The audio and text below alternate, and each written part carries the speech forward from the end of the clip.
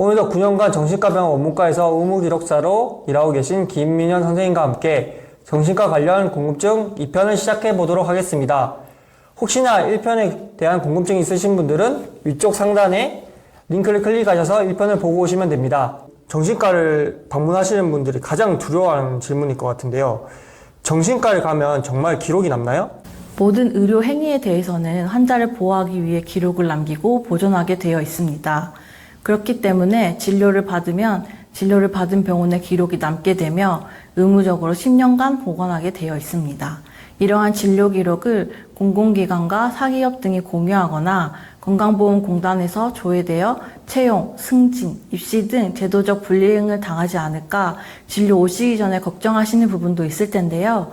진료 기록을 열람하거나 발급받기 위해서는 의료법 제21조 제1항에 따라 본인 동의 없이는 제공할 수 없고 범죄수사 등 명확한 법률 근거가 있는 경우가 아니라면 제3자에게 제공할 경우에도 본인이 직접 동의하지 않으면 제공할 수 없습니다.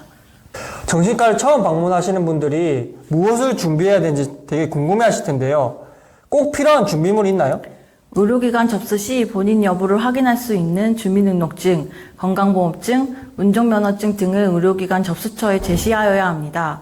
신분증을 놓고 오거나 분실 등으로 제시할 수 없으면 모바일 건강보험증으로도 확인 가능합니다. 신분증이 없는 미성년자는 기존과 같이 주민등록번호를 제시하여 진료 받으실 수 있습니다.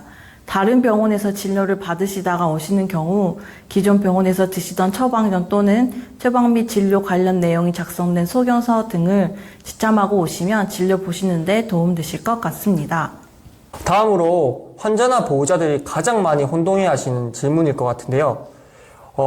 서류별 필요한 구비 서류가 있나요? 가장 많이 질문하시는 내용 중 하나가 서류 발급 관련 질문인 것 같은데요.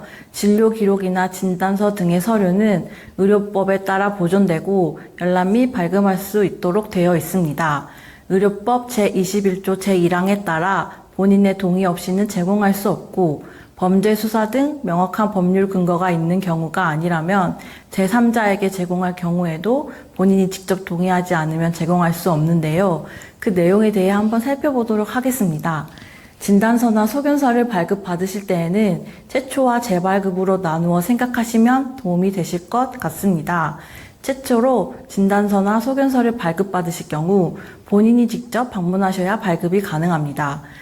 기존에 발급받으신 진단서나 소견서를 재발급받으시려고 하실 때는 3년 이내의 자료에 한해서 환자 본인 또는 환자에게 동의 위임 받은 대리인이 신분증과 구비 서류를 갖추어 병원에 방문하시면 발급받으실 수 있습니다. 장애진단서, 근로능력평가용 진단서, 병무여 진단서 등과 같은 특수 진단서를 발급받으실 경우에도 본인이 직접 방문하시지 않으면 발급이 어렵습니다. 진료 기록 또한 열람 및 발급 받으실 경우 환자 본인 또는 환자에게 동의, 위임 받은 대리인이 신분증과 구비 서류를 갖추어 병원에 방문하시며 발급 받으실 수 있습니다. 이때 환자에게 동의, 위임 받는 자필 서류는 의료법에서 사용하는 진료 기록 열람 및 사본 발급 동의서와 이임장에 작성하여야 합니다.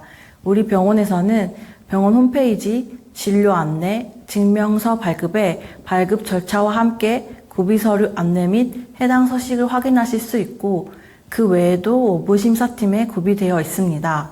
구비 서류에 대한 자세한 내용은 영상표에서 확인하실 수 있습니다. 정신과는 다른 과와 다르게 처방이 좀 엄격할 것 같은데 정신과 약물도 대리 처방이 가능한가요? 환자의 의식이 없는 경우 또는 환자의 거동이 현저히 곤란하고 같은 질환에 대해 계속 진료를 받아오면서 오랜 기간 같은 처방이 이루어지고 의료인이 해당 환자 및 의약품 처방에 대한 안정성을 인정하는 경우 환자의 직계 존속 및 비속, 환자의 배우자 및 배우자의 직계 존속, 형제 자매, 노인복지법에 따른 노인의료복지시설에 근무하는 사람 등 대통령으로 정하는 사람, 그 밖의 환자의 계속적인 진료를 피해 필요한 경우로서 보건복지부 장관이 인정하는 사람으로 예를 들어 교정시설 직원, 장애복지법 제58조에 따른 장애인 거주시설에 근무하는 사람들이 처방전 대리수료 신청서, 환자 보호자 대리 수령자의 신분증, 환자의 관계를 증명하실 수 있는 가족관계 증명서, 주민등록 등본 등을 준비하여 방문하실 경우 제한적으로 대리 처방이 가능하도록 되어 있습니다. 위에 말씀드린 환자의 거동이 현저히 곤란한 경우에 정신질환자, 치매 노인 등의 사유로 의료기관 방문이 곤란하거나 내원을 거부하는 자도 포함되지만 대리 처방 여부는 의학적 판단에 따른 의료인의 재량이기 때문에 직접 환자를 진료하지 않아 환자 및 의약품 처방의 안전성을 인정할 수 없는 경우에는 이를 거절할 수 있습니다. 처방 전 대리 소령 신청서는 우리 병원은 원모 심사팀에 구비되어 있지만 그 방법은 병원마다 다를 수 있기 때문에 대리 처방하시려고 하는 병원에 문의하시고 방문하시면 좋으실 것 같습니다. 지금까지 김민현 선생님께서 정신과 궁금증에 대해서 다양하고 자세한 설명해 주셨는데요. 정신과 방문을 고민하고 계시거나 정신과에 대해 궁금증이 있으신 분들에게 도움이 되길 바랍니다. 이 영상이 좋으셨다면 구독, 좋아요, 알림 설정도 부탁드립니다. 감사합니다.